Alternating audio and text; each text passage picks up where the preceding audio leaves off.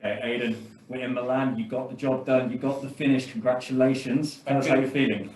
Feeling great, man. 11 months out, waiting for this moment. Waiting to fight. I was meant to fight in May before the whole COVID madness. But show was cancelled, and then they rescheduled the fight with me and Jeremy, and we got it back on, man. And you know what? I showed. I'm one of the best featherweights in the world, and I want to be fighting the best featherweights in the world, because that's where I'm at. I'm not here to get some fights in, and I want to be great. I want to be the best MMA fighter out there. So yeah, man, let's progress.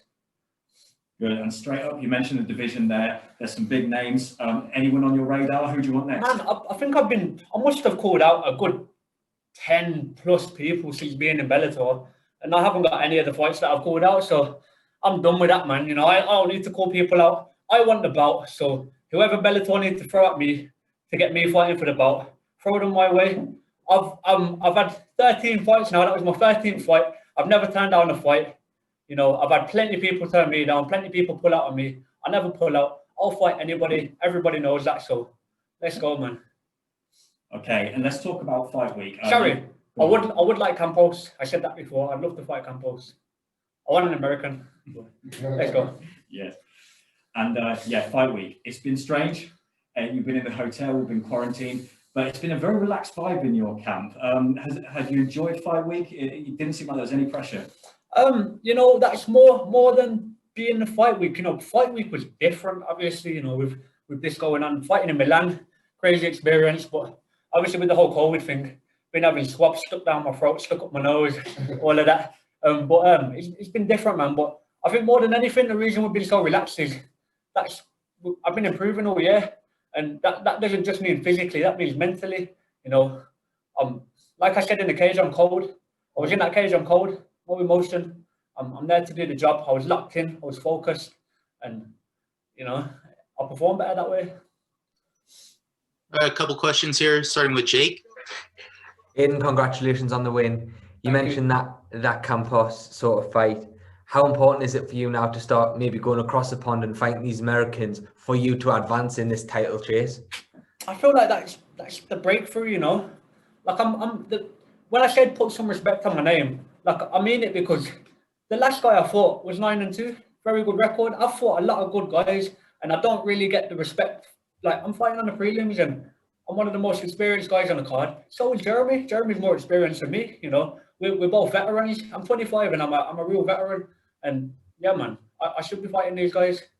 Now, I'm fighting good guys, but I'm fighting unknown good guys. You know what I mean? Like, I want, people know what I want, man. I want the big fights. Absolutely. I think it's fair to say Jeremy's the biggest sort of scalp now as well on your record. I mean, for you to have a performance... Jeremy's good. Like I said, the last guy I fought was 9-2. But because people don't know who he is, he was ranked in Poland. I beat a lot of... If people look at my record, they'll see, I've beat a lot of good guys. I've got... yeah, man. I won't say that because I'm... but yeah, man, exactly. I beat a lot of good guys. How important was it... Sorry, how important was it for you to get such like a... I guess one-sided victory? You looked so relaxed in there tonight. You were firing shots off. Your kicks were looking lovely. Those inside leg kicks. Your striking was flawless almost. How important was that for you to have such a strong and dominant performance in there tonight? I've been saying all week and all camp that I'm going to finish this man.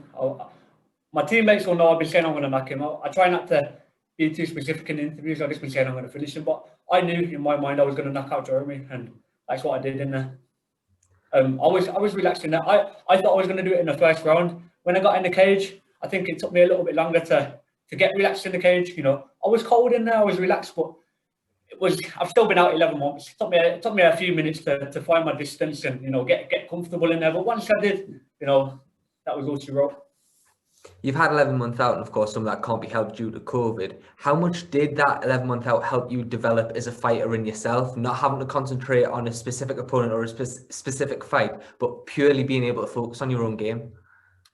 Maybe I worked on different aspects. Obviously, the biggest thing with COVID at first was the quarantine and the gym being closed. So, at first we couldn't even leave our houses. In England we had to stay indoors, and so I had to do a lot of training at home, and people that follow me know I was It's training in the parks and stuff like that. You know, doing a lot of. Well, I just focus on different aspects of my game. I've become a much better athlete, and I felt like that in there. You know, Jeremy's a strong guy. You know, you watch his fights, he grabs people and he controls them, man. But when he tied up with me, he knows, man, I'm strong, and I felt it in there. Jerry? Yeah, hi Aiden, Jerry KO here. Well done tonight, man. Thank you. Yeah, just looking at your fight there, you look like so relaxed to me. Like you had a very, very dangerous opponent. You didn't look under pressure. You didn't look any way afraid. Like how much more is to come from Aiden Lee? I mean, this looks scary to me. You can't be afraid. We're two grown men getting in a cage, having a fight, trying to take each other's heads off. If you're getting in there afraid, then that's not going to be good for you at all. You know, and the whole time in the cage, I was just trying to get more and more comfortable. And I knew once I got comfortable, I'd find that shot. I suppose what I really more meant was, I mean, Jeremy's a very, very high level opponent. He is. And yet you were behaving and you looked like you had so much more to give.